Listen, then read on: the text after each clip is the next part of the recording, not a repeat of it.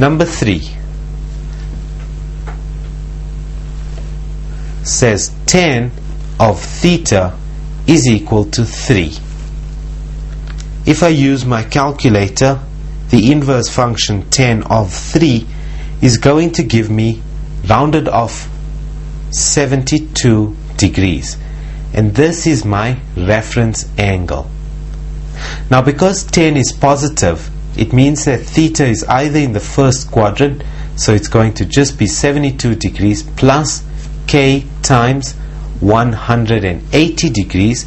Because it's 10, it repeats itself at intervals of 180, or theta is equal to, now 10 is positive in the third quadrant, which is 180 plus 72 is going to give me 252 degrees plus k times 180 degrees. Both of these happen when k is an element of integers.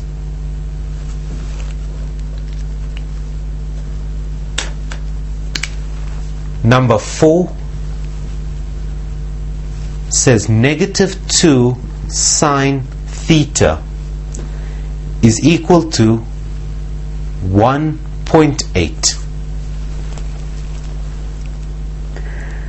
Now with this one here, before we can get the general solution or any form of solution, we've got to get sine theta on its own. In order to do that, we're going to divide this side by a negative 2. What we do to one side, we do to the other. 1.8 divided by 2 is the same as 0.9. So that's sine theta is equal to negative 0.9. Inverse function sine of positive 0.9 is going to give me 64 degrees rounded off. Rounded off to the nearest whole number. That is our reference angle. But sine is negative. That means that it falls either in the third quadrant or in the fourth quadrant. In the third quadrant, theta is going to equal 180 degrees plus 64, which is going to give me 244 degrees plus k times 360, or theta in quadrant 4 is going to equal 360 degrees minus 64, which is equal to 296 degrees plus k times 360. All of these happen when k is an element of integers. Notice that we are using basic reduction, and we're using x reductions, either 180 minus, 180 plus, or 360 minus. And in the first quadrant it's 0 plus, so we don't bother to put 0 plus, we just put the reference angle. The next one I gave you to do read 12 sine theta is equal to cos theta. Now this one is a bit of a tricky one because I've got a cos theta and a sine theta. Luckily, I don't have any plus or minus any other terms. What I'm going to do here is fairly different. I'm going to get rid of the sine theta on that side, divide it by sine theta. That means that cos theta will be cos theta over sine theta, or rather the right hand side will be cos theta over sine theta. Now cos theta over sine theta, if I were to invert this, would give me tan theta, because cos theta over sine theta, if I turn that into sine theta over cos theta, that's going to equal 1 over 12.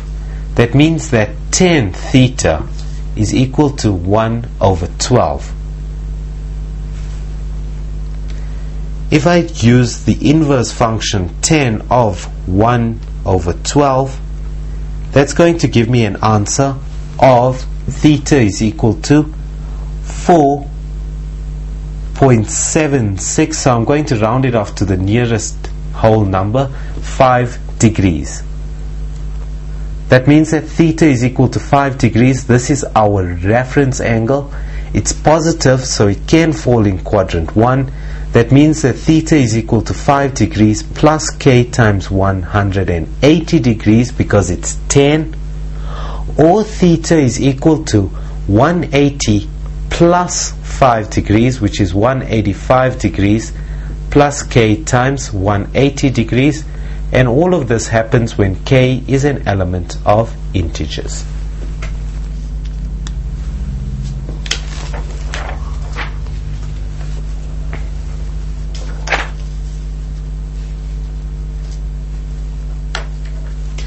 Number 6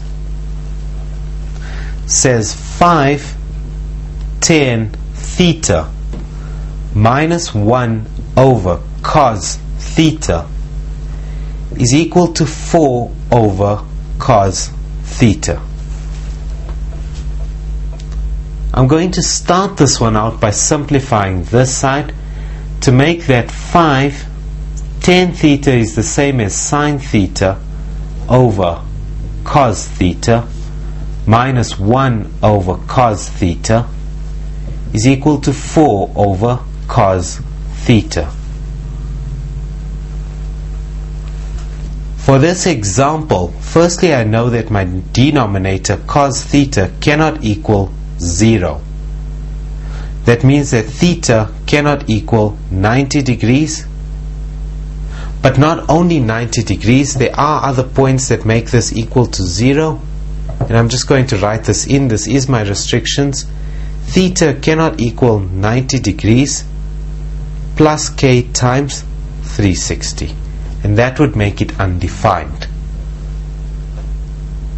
Alternatively, theta cannot equal 270 degrees. Again, plus k times 360. For that would make it undefined. This is just our restrictions. Our denominators cannot ever equal 0. Notice that even our restrictions have got general solution in it. Now, I can get rid of my denominators by multiplying everything by cos theta over 1. That means that this will read 5 times sine theta minus 1 is equal to 4. That means that 5 sine theta is equal to 4 plus 1, which is 5. That means that sine theta is equal to 5 over 5, which is 1. That means that theta is equal to 90 degrees, and this is our reference angle.